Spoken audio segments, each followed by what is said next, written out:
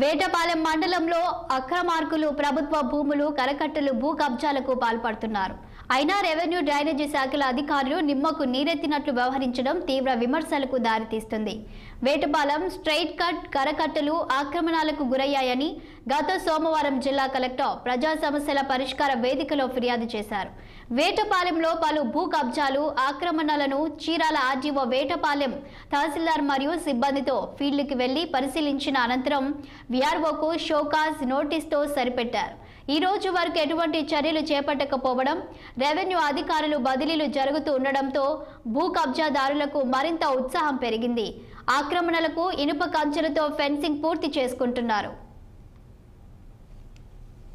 సంవత్సరాలుగా వేటపాలెం మండలంలో ప్రభుత్వ భూములు, కరకట్టలు, పోరంబోకు భూములు, కుందేరు డ్రైను ఇట్లా ప్రభుత్వ ఆస్తులు, ప్రజల ఆస్తులు భూ కబ్జాలకి గురవుతూ ఉన్నాయి.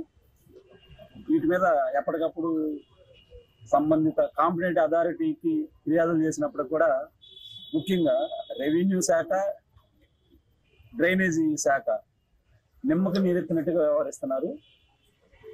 ఎవరైతే ఆక్రమణలు చేస్తున్నారో వాళ్ళకి స్థానికంగా ఉన్నటువంటి వీఆర్ఓలు కూడా సహకరిస్తున్నారు.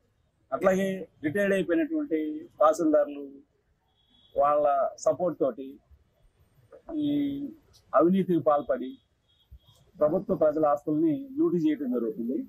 ఈ విషయం మీద ఈ మధ్యకాలంలో ప్రజా సమస్యల పరిష్కార వేదికలో భాగంగా బాపట్ల జిల్లా కలెక్టర్ గారికి స్థానికులు కానీ మేము కానీ ఫిర్యాదులు చేయడం జరిగింది. దీని మీద చీరాల ఆర్డీఓ గారు, వేటపాలెం తహసీల్దార్ గారు, అట్లాగే జిల్లా సర్వే టీమ్, వీఆర్ఓలు, సచివాలయ సిబ్బంది, పంచాయతీ కార్యదర్శులు అందరూ కూడా జాయింట్ ఆపరేషన్ చేసి ఫీల్డ్ వెరిఫికేషన్ అనేది కూడా చేయడం జరిగింది.